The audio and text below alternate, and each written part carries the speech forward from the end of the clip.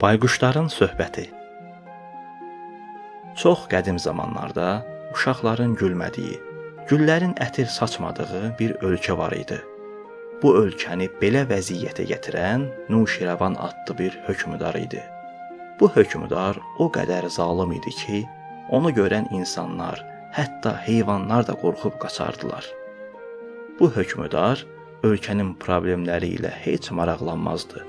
Buna görə də ölkənin vəziyyəti çox pis idi. Günlərin bir günü bu zalım hökmdar əyanları ilə ova çıxdı.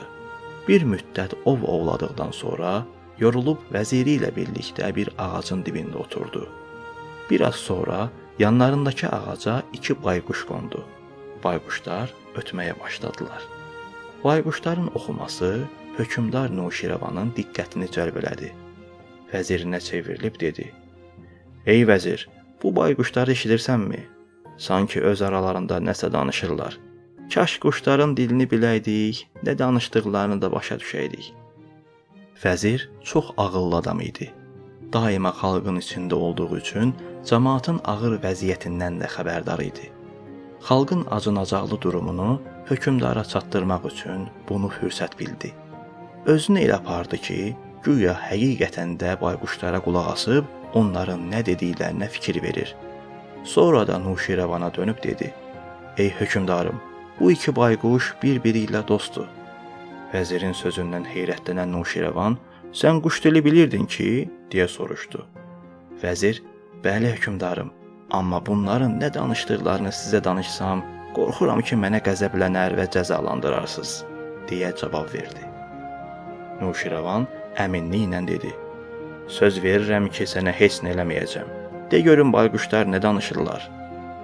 Vəzir sözə başladı: "Hökmdarım, quşlardan biri digərinin qızını oğluna almaq istəyir. O birisi də naz eləyib, ancaq bir şərtlə qızımı verirəm deyir." Nuşirəvan vəziri tələsdirdi: "Hə, bayquş nə istəyir?"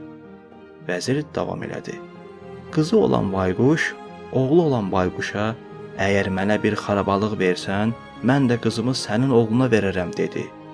Oğlanın atası olan bayquş da xeyli razı şəkildə gülümsəyərək: "İstədiyim bu olsun, onsuz da hər tərəf xarabalıqdır. İnsanlar Nuşirəvanın zülmündən canlarını qurtarmaq üçün evlərini boşaldıb qaçırlar. Başımızda Nuşirəvan kimi bir hökmdar olduğu müddətcə sənə bir deyil, 10 dənə belə xarabalıq verərəm.